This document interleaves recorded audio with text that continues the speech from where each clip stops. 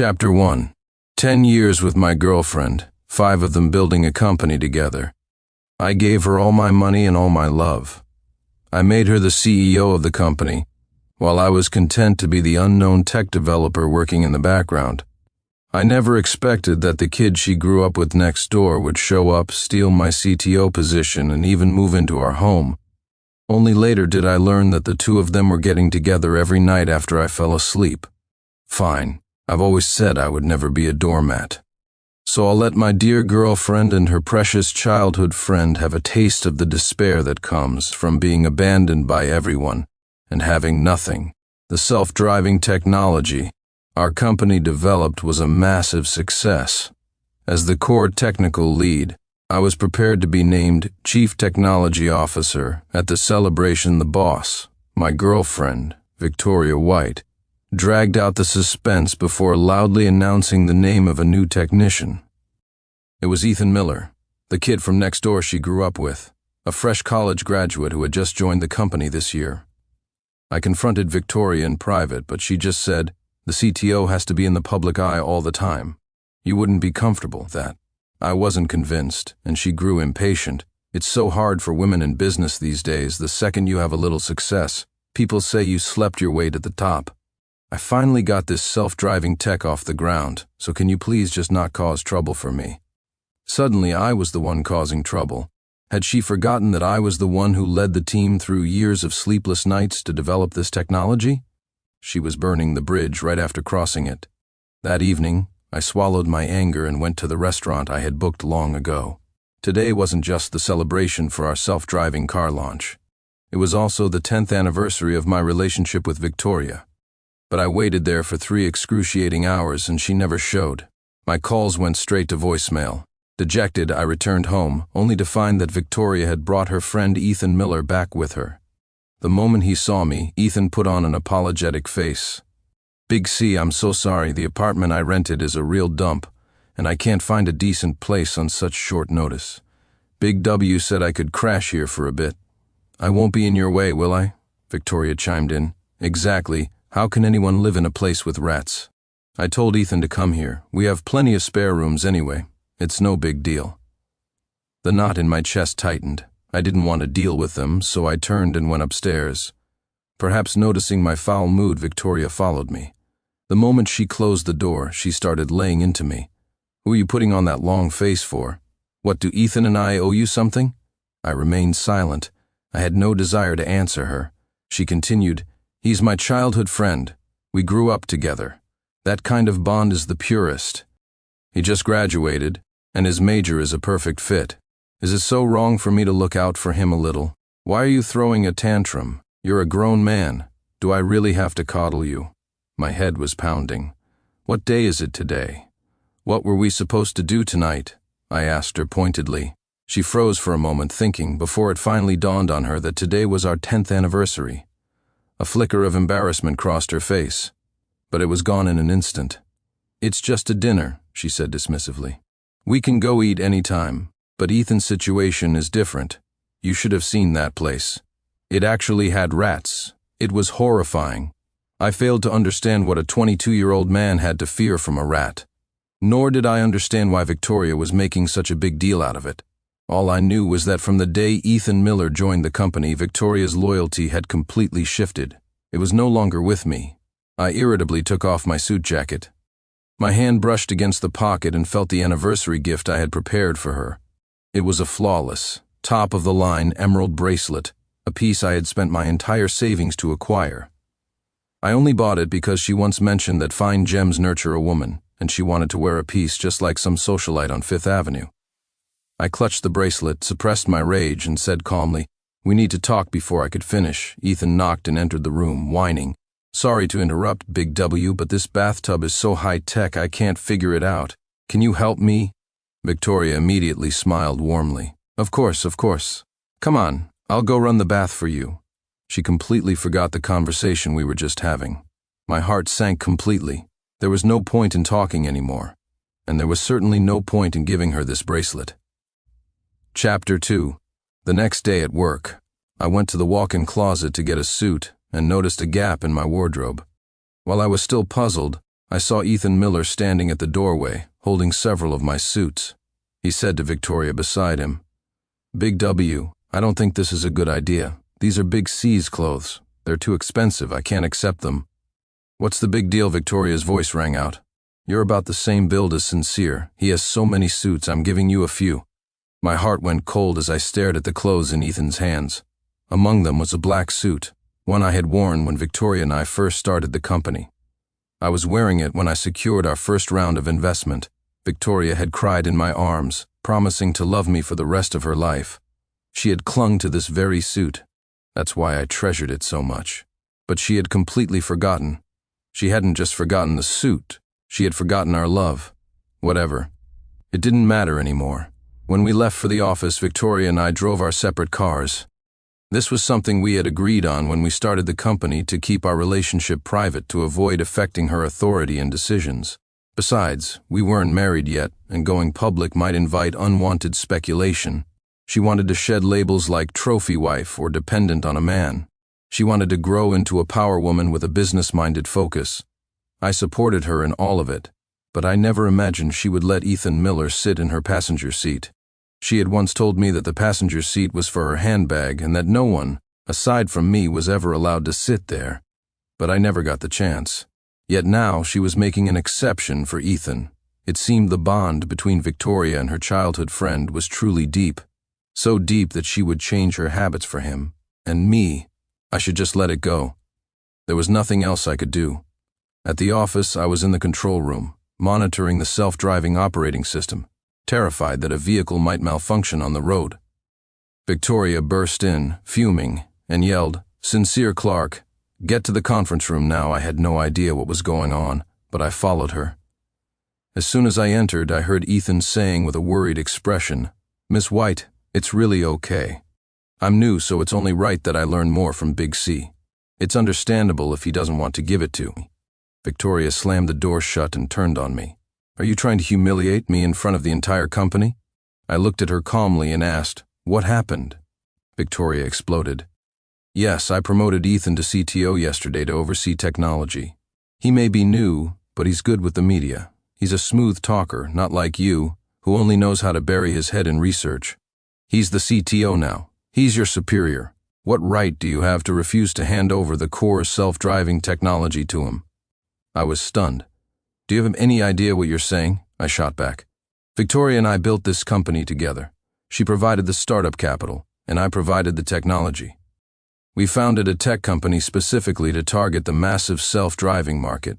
After 2 years of initial R&D and 3 years of grueling work, the technology was finally mature enough to be on the road. And now she wanted me to hand over all our core secrets to a kid fresh out of college. Who in their right mind would tolerate that?" Victoria continued to rage at me. "If I promoted Ethan, it means I trust him. He'll need to be in the spotlight, building relationships with the media if they ask him a question and he knows nothing. It's my face. He'll be embarrassing Sincere Clark. Can't you think about me for once? Can't you stop being so selfish?" A joke. I was selfish? Then who was going to think about me? Ethan tugged on Victoria's sleeve. "Ms. White, don't be angry. Calm down, have some water." Instead of taking the glass, Victoria drank from it while Ethan held it for her. Then she shot me a resentful glare. My heart turned to ice. At this point, there was nothing more to say. "Victoria, think this through," I said. "You can give the core technology to Ethan, no problem, but you have to agree to 2 conditions. Victoria flew into another rage. "Who's the boss here? How dare you make demands of me?" I ignored her and stated my terms plainly. "If I transfer the technology to him, you and I are breaking up, and I am resigning from this company." Chapter 3. I don't know if it was my imagination, but after I said that, I felt like Ethan Miller couldn't suppress the smirk on his face, as if he had been waiting for me to say those exact words. While Victoria was still stunned, Ethan spoke up again. Ms. White, don't take it to heart. Big C is just saying that out of anger. Don't take him seriously. You two have such a great relationship. He would never really abandon you. He's not capable of doing something like that." A certain word seemed to snap Victoria out of it. She stared at me in disbelief. "You're going to abandon me?" I was utterly exasperated. She was the one whose heart had strayed long ago, yet somehow she was pinning the blame on me. Victoria was livid. Forgetting we were in the office, she grabbed the water glass and smashed it on the floor. "Get out," she screamed. "Get out right now, get out of my company and never let me see you again." I watched her calmly, the last ripple of emotion in my heart finally gone. Back in the control room, I packaged the core data for the self-driving technology and sent it to Victoria. Then I gathered the entire team for one last meeting. I reminded them that self-driving technology was a serious matter, directly affecting the safety of passengers. There was no room for carelessness. One of the senior tech guys who had been with me for over 3 years sensed something was off. "Boss," he asked, "why does it sound like you're giving a farewell speech?" The others burst into laughter. I couldn't blame them because that's exactly what it was, my final words before leaving. After work, I went straight home. I say home, but it was actually a spacious flat registered under Victoria's name. We weren't married, but we needed a place to live. So when the company turned its first profit, I gave her all of my technical share of the profits to buy the apartment. To show my deep and unconditional love, the deed was put in her name only. Now it felt as if I had just been borrowing the place for a few years. So be it. I started browsing for apartments on my phone, thinking I should move out as soon as possible. Even a place with rats would be better than this. Before long, Victoria came home. She walked into the room, sat down next to me looking aggrieved, and gently tugged on my sleeve. Her eyes were filled with tears, and her voice was a whisper. "Sincere, you really scared me today, Sniff. You have to apologize to me. You can't treat your wife like that." It was so rare for Victoria to act this way that I felt a momentary daze. For a second, I thought I saw the college girl who would rush into my arms for a kiss at the slightest grievance. "You didn't even try to comfort me after our fight," she continued. "Didn't you say you loved me more than anything? You let me feel sad all by myself for so long." My heart softened for a moment. Had I been too impulsive today? I began. In the next second, Victoria cut me off. "The zip file you sent me, there are a lot of parts I don't understand. Ethan tried to modify some of the programs and commands, but some complex bugs appeared. Can you teach him tomorrow, walk him through it, please?" A bucket of ice water crashed down over my head. It drenched my heart, leaving it as cold as a Siberian ice cave.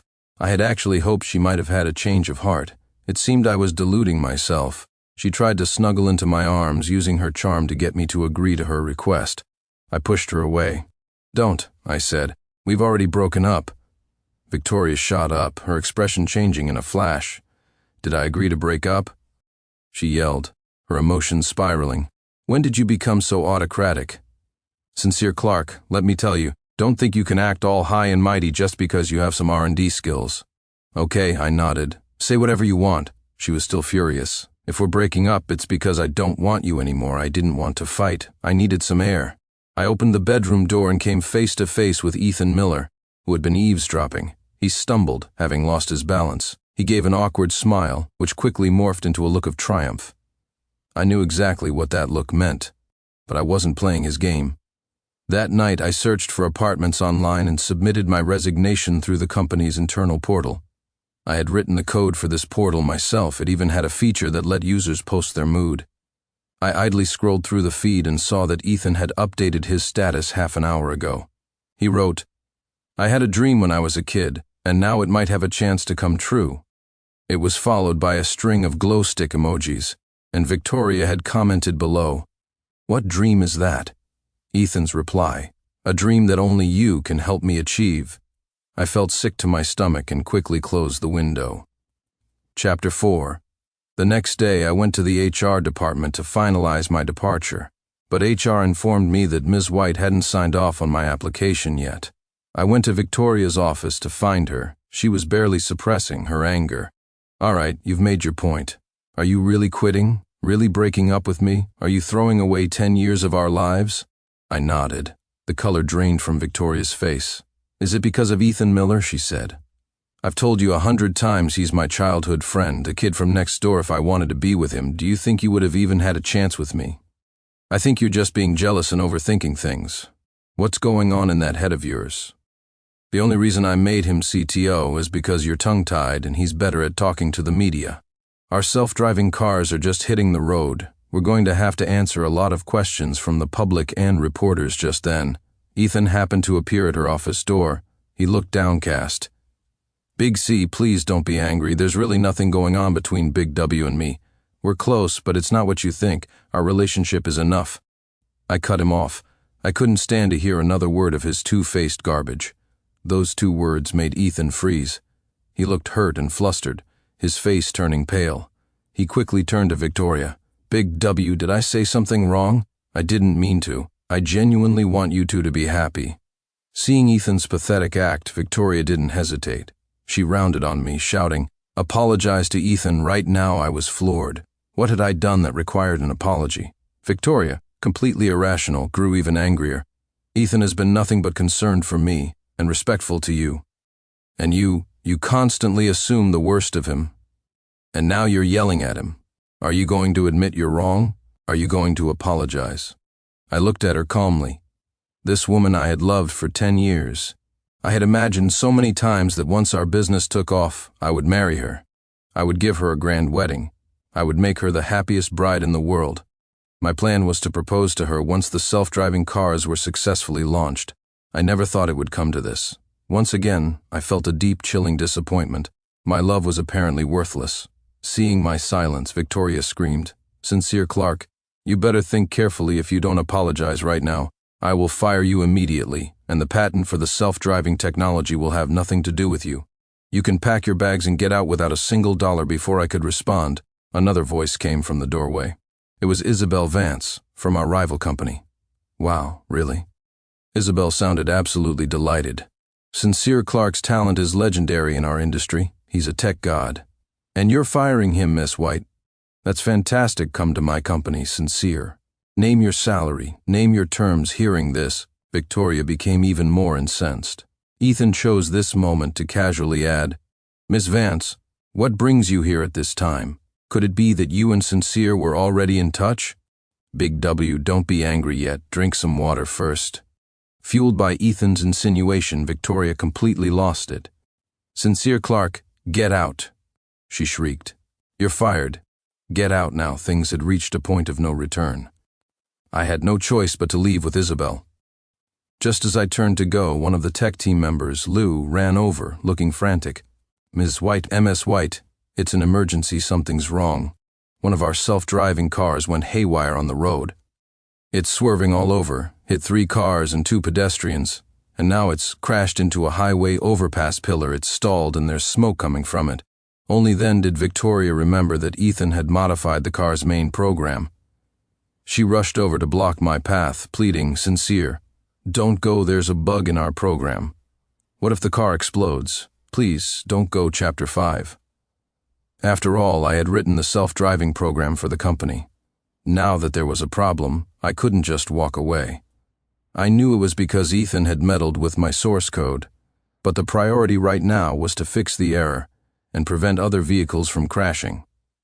Before I could say anything, Ethan spoke up. "Ms. White, what are you afraid of?" he said smugly. "I'm here. Don't forget, I also graduated with a degree in software engineering. I wrote plenty of programs during my 4 years in college." He seemed to have forgotten that it was his changes that caused the car to crash in the first place. Victoria hesitated. "But," Ethan continued to stir the pot, "isn't it obvious, Ms. White? Sincere is colluding with a rival to bring your company down. And the fact that he's so insistent on breaking up with you, don't you see what that means?" I had to admit, the man had a knack for manipulation. With just a few words, he swayed Victoria completely. She frowned. "Go, just go, the 2 of you. Get out of my sight, you despicable pair." And just like that, my chance to save the self-driving program I had worked so hard to create was gone. Right at that moment, the head of the transportation authority called Victoria. "Victoria White, what on earth are you people doing?" the official began. "Didn't you say it was completely safe for the road?" Victoria was anxious and obsequious. Yes, we're fixing the bug right now, sir. Don't you worry, I promise. We'll resolve the issue immediately." The voice on the other end was booming, practically roaring. "I put my neck on the line to get you approval for road tests. If you can't fix this, you can forget about self-driving cars. You'll be facing bankruptcy." I heard every word. I knew that this self-driving project was the culmination of everyone's hard work, and no one wanted to see it fail like this. But Victoria just hurried off to the control room with Ethan. Before leaving, she shot me a vicious glare and muttered, "Look at the mess you've made. You're sick." The implication was clear. It was all my fault. I shouldn't have resigned. I shouldn't have broken up with her. I was the sick one. Sigh. After they left, Isabel Vance from the rival company smiled brightly. "Mr. Clark, let's go, straight to my office. How did you know to come here?" I asked her. She seemed surprised too. "Didn't you text me and ask me to come?" "Me?" Isabel took out her phone, opened her messages, and showed me. A text message on the screen read, "Miss Vance, this is Sincere Clark from Yifan Technology. I don't think I can continue working here. Would it be possible to move to your company? If so, could you come by around 10 o'clock? I should be done with my handover to Ms. White by then." Isabel said, "When a R&D titan like you is looking to jump ship, I have to come and welcome you personally. I just didn't expect to walk into such a dramatic scene." I frowned. "I didn't send this message." "What?" Isabel was taken aback. "Then who did?" It was obvious who sent it. Who had manufactured all these perfect coincidences? Who had fanned the flames to drive me out of the company? And who was trying to make his childhood dream of being with Victoria come true? Ethan Miller, what a piece of work. He was not to be underestimated. Seeing that I didn't want to explain further, Isabel said, "Is your handover complete? Since it's come to this, just come with me to Ruikshin. We're also developing self-driving technology, and we're just missing a lead developer who can write the main program. My money was all spent on that emerald bracelet. The apartment I lived in was in Victoria's name. I had just terminated my employment contract with Yifan Technology, and I had broken up with Victoria. Looking at it that way, I really had nowhere else to go. Since Ruikshin was extending an olive branch and letting me name my own terms, it seemed my skills still had a place. As we passed the main control room for the self-driving system, the door suddenly flew open. The technicians who had worked under me for years surrounded me, all asking at once why I wasn't fixing the bug and why they were being forced to take orders from an amateur like Ethan. I couldn't find the words to explain. Isabel spoke for me. "Starting today, Mr. Clark is officially the Chief Technology Officer of Ruikshin Technology. He won't be working with you all anymore." Without a second's hesitation, the technicians shouted, "Wherever Big C goes, we go Big C. Just wait, I'm sending my resume to Ruikshin right now. Me too, count me in." At that moment, Victoria stormed out of the control room, furious. This is a mutiny chapter 6. I joined Ruikshin Technology. I became the CTO of Isabel Vance's company. Here, no one interfered with my work, and there were no two-faced schemers playing mind games. 2 days later, a batch of new employees joined my team. They were the brothers who had worked on R&D with me back at Yifan Technology. That same day, I saw a news report about Yifan Technology. Their self-driving cars were causing one accident after another due to program failures. First, a car drove straight into a river, knocking a couple of fishermen into the water. Then, another car plowed into a car factory, smashing into rows of brand new vehicles. Even more seriously, one car lost control and sped towards an elementary school entrance. It was right when school was letting out, and the area was crowded with children. Fortunately, the kids were aware of safety and managed to dodge the out-of-control vehicle, so there were no fatalities. However, several children suffered scrapes and bruises. After this incident, the Transportation Authority gave Yifan Technology a final ultimatum. If they couldn't resolve these issues within a month, their license for on-road self-driving tests would be revoked. At the same time, Yifan Technology's investors caught wind of the news and descended upon Victoria, demanding an explanation. They made it clear that if the tech department wasn't led by me, Sincere Clark, they would immediately pull their funding. Suddenly, Victoria was backed into a corner. I silently closed the news website and got back to work. After work, I declined my colleagues' invitations for drinks and went back home. By home, I mean the apartment that was in Victoria's name. I had moved into the corporate housing provided by Ruikshin Technology, but all my clothes and shoes were still at Victoria's place. To save money, I planned to grab all my things while she wasn't there. I never expected to run into her right outside the Ruikshin Technology building. She was waiting by the entrance. As soon as she saw me, she said, "Sincere, you're out. I'd like to talk to you if that's okay." We had a history after all. A breakup didn't have to mean total war. Besides, I needed to get my things from her place, so I agreed to talk back there. The moment we got to the apartment, Victoria burst into tears and threw herself into my arms. She sobbed uncontrollably, her tears soaking my shirt. "Sincere, can we get back together, please? No more fighting, okay?" She wept. I didn't know whether to call her naive or foolish. After everything that had happened, she still thought we were just having a fight. "I know you're angry with me," she said. "You're just jealous. You're upset that I was nice to Ethan and neglected your feelings. But we have 10 years of history. How could you just throw it all away?" I used to hate seeing Victoria cry. Whenever she cried, my heart would break. So no matter what happened, as long as she looked at me with tears in her eyes, looking broken, I would immediately soften and admit I was wrong. I would do anything to console her, buy her gifts, tell her jokes to make her happy. Like a spineless doormat. So today, as she cried her heart out, she must have thought I'd be as easy to win over as before. But I stood perfectly still, my face cold as I asked, "Are you finished?" Victoria was startled, as if she never expected such a reaction. A flicker of fear appeared in her eyes. She looked away and continued, "Sincere, why have you become like this? Didn't you say you would love me no matter what?" Of course I had loved her. In the past, I would have loved her no matter what. But that was when no fundamental principles were being violated. But now, she and Ethan Miller had ganged up on me. Was I supposed to keep loving her through that? What a joke. Besides, the only reason she was acting soft now was that her self-driving program was failing. She was terrified of losing her license, and she was scared her investors would pull out. That's why she came to me. I couldn't help but wonder, was Victoria always like this, or had she changed? Back in college, I repeatedly won gold medals in tech innovation competitions. She showed interest in me, and I was interested in her, so I pursued her. Thinking back now, maybe from the very beginning, what she liked was my technical skill, not me as a person. And once her childhood friend graduated and came along, once she thought the company's core project was mature, I became disposable, someone she could toss aside like garbage. As these thoughts crossed my mind, my heart grew even colder. I pushed her away forcefully and said icily, "We've broken up. There's nothing left to talk about. I'm just here to get my things. The apartment is yours, the company is yours, and I don't want my share of the profits." Seeing that I was about to leave, Victoria grabbed my arm in a panic, tears streaming down her face. "Darling, I was wrong. Please forgive me this once, okay?" Damn it. Calling me darling was her ultimate weapon against me. Chapter 7. But she was mistaken. That was just flirtation between a young couple in college. Now, both Victoria and I were approaching 30, long past the passion of our student days. Victoria didn't understand this and still thought she had me wrapped around her finger. She looked at me with tear-filled eyes, leaned in softly, and whispered, "I know it's my fault. I shouldn't have made Ethan the CTO, and I shouldn't have fired you in a fit of anger and made things hard for you. Let's get back together, okay? I can get rid of Ethan right now. I'll do anything you ask, please." I shook my head. "Victoria, it's too late." Victoria started sobbing again.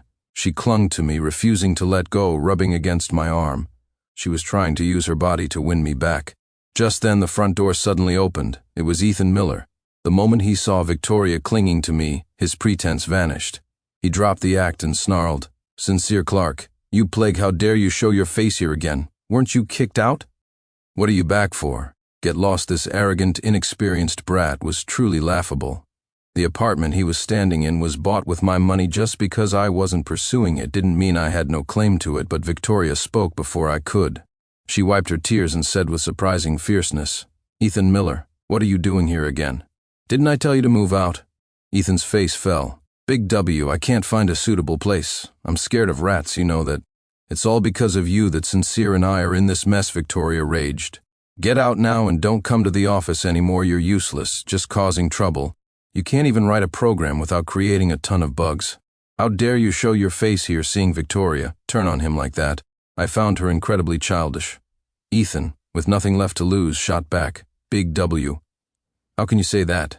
In bed you told me you were long tired of Sincere Clark and that a younger guy like me was fresh and energetic." I smacked Victoria, slapped him hard across the face. Ethan was stunned, taking a moment to recover.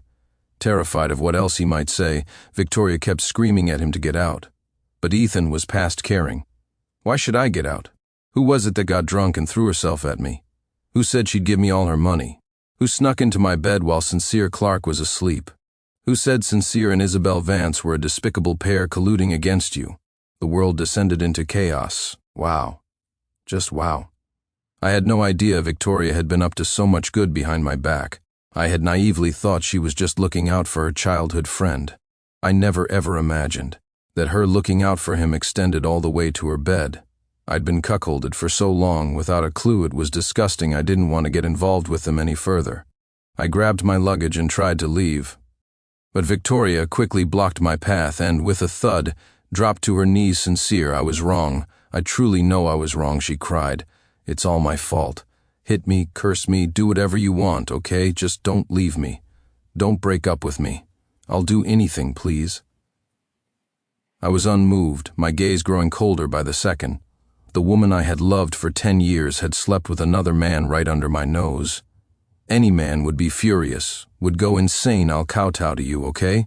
She continued. I don't want to be apart from you. I can't live without you. Forgive me this one time.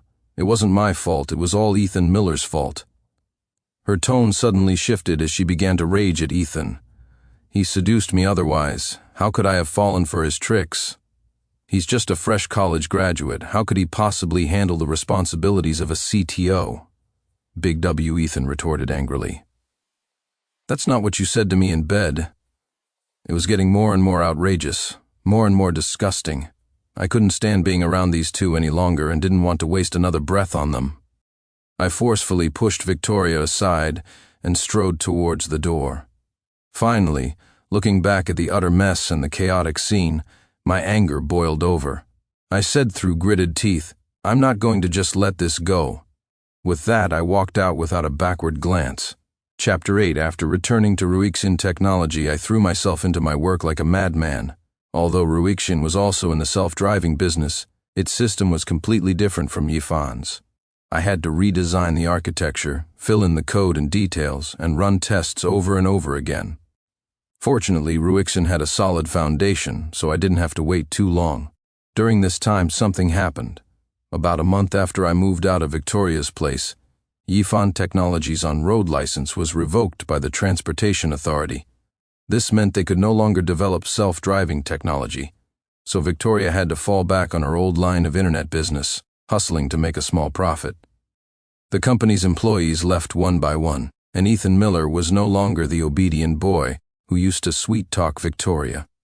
I heard that during one argument, Ethan got so angry that he slapped Victoria in public, calling her a shameless wench. I felt nothing. They brought all of this upon themselves. But my revenge wasn't finished. I had written the internet program for Victoria's business, and I had left a script in the code.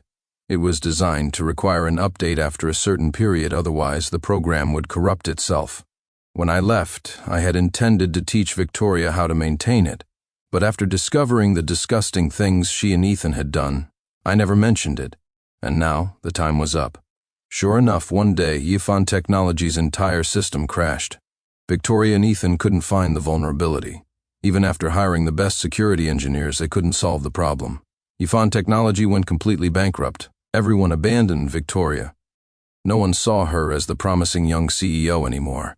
In addition to this, I took some time to gather all of Ethan Miller's public information online. I found a social media post he made a few years ago, gloating about a sudden windfall. Following that lead, I discovered he might have been a liaison for an overseas phishing scam. I promptly reported this information to the relevant authorities. The investigation confirmed it. Ethan had studied software engineering in college, but he had used his skills for crime, acting as a middleman for criminals to carry out scams and earning large commissions. Ethan was quickly taken in for questioning. He was over 18 when he committed those crimes, so he had to bear full criminal responsibility. After taking care of all that, I contacted Victoria one last time. By then, she had lost her company and her career. With nowhere to go, she spent her days cooped up at home, avoiding the world.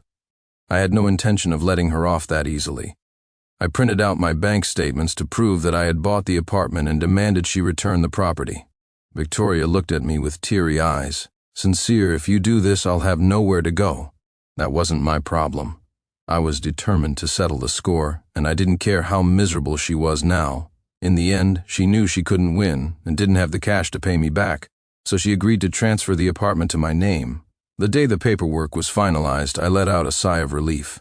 10 years of my life, a decade of love, was finally completely over. Victoria knew there was no future for us. She packed her bags and left the city, returning to her rural hometown. 6 months later, my R&D work at Ruixin Technology was a massive success. Our company seized the opportunity and became the undisputed leader in the self-driving field. The self-driving vehicles saved enormous labor costs since they didn't require drivers, allowing us to offer very affordable prices to passengers. As a result, Ruixin Technology went from a little-known startup to a renowned rising star in the industry, and for my contributions to the research and development, the company awarded me a bonus in the high seven figures.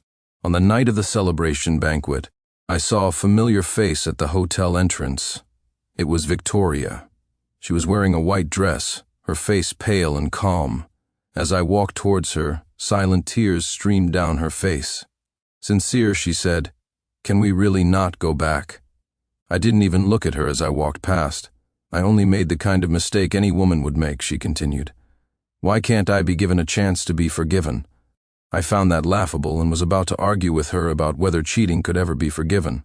But someone tugged on the sleeve of my suit. It was Isabel Vance. She smiled at me gently and pretended to be annoyed. "I'm standing right here and you're looking at another woman? Didn't we agree that I could pursue you and you would think about it?" My heart instantly softened. "So," I said, "no need to think anymore. Starting now, you're my girlfriend." It wasn't to spite Victoria. She wasn't worth it. It was just that after spending the last 6 months with Isabel, I realized how rare it was to find a girlfriend whose values aligned so perfectly with mine. Hearing my words, Isabel's face lit up with joy. "Then let's go inside, boyfriend," she said.